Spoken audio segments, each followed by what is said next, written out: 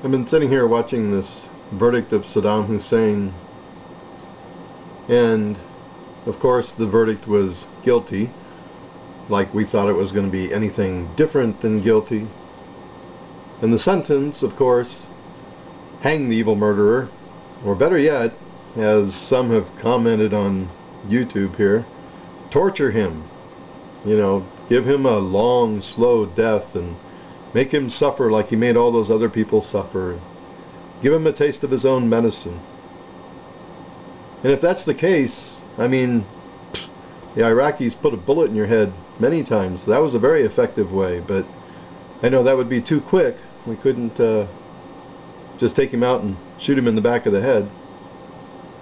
But it got me thinking about our values and our morals and those things that we are trying to give to the Iraqi people. And are those gone? I mean, I was raised a Christian. Don't know if I profess that now. I mean, there's a lot of things about God and everything else, but wouldn't Christians show compassion to the non-compassionate? I mean, isn't that one of the missions? I remember when I was in church, that was a mission, you know, to find those who need help and bring them into the bosom of Jesus and God. And that causes me to ponder, whatever happened to those little wristbands that said, "What would Jesus do?" Or they said, "WWJD, what would Jesus do?" And it seems like that after September 11th, those seem to go away. It was like, to hell with what Jesus would do. We've been attacked, people have died, we've got to go kill some people, especially the fanatic Muslims. And that's what they do. You know, they kill us, so we go kill them. And why? Because God tells us we're right and they're wrong, and so we need to go kill them. You know, but if you think about it, what would Jesus do? Would he have sentenced Saddam Hussein to the gallows? I don't think so. Or would he show him love and at least attempt to save his soul and you know, first, before he puts a bullet in his head, save his soul?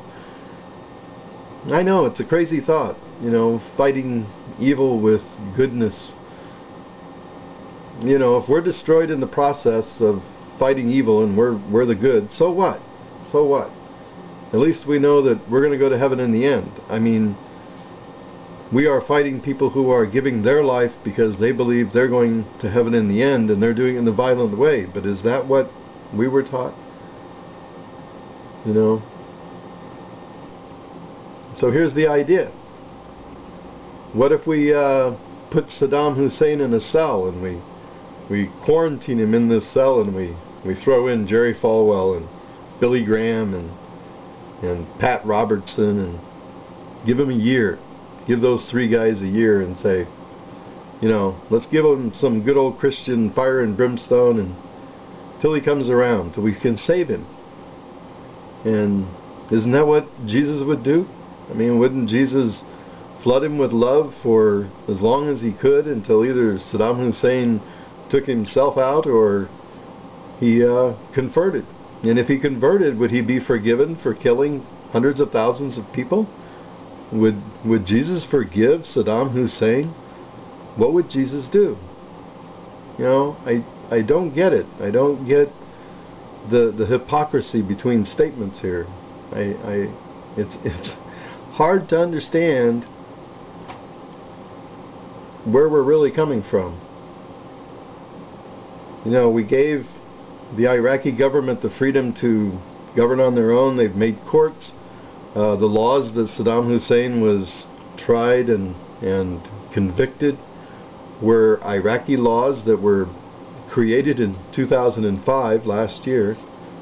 So under Iraqi law, they tried the former Iraqi president.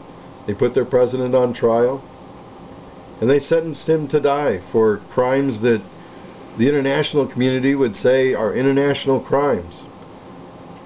But he was tried in a state court of Iraq, and is that justice? You know, why is there an international court? because we knew ahead of time. I mean, I didn't have any doubt.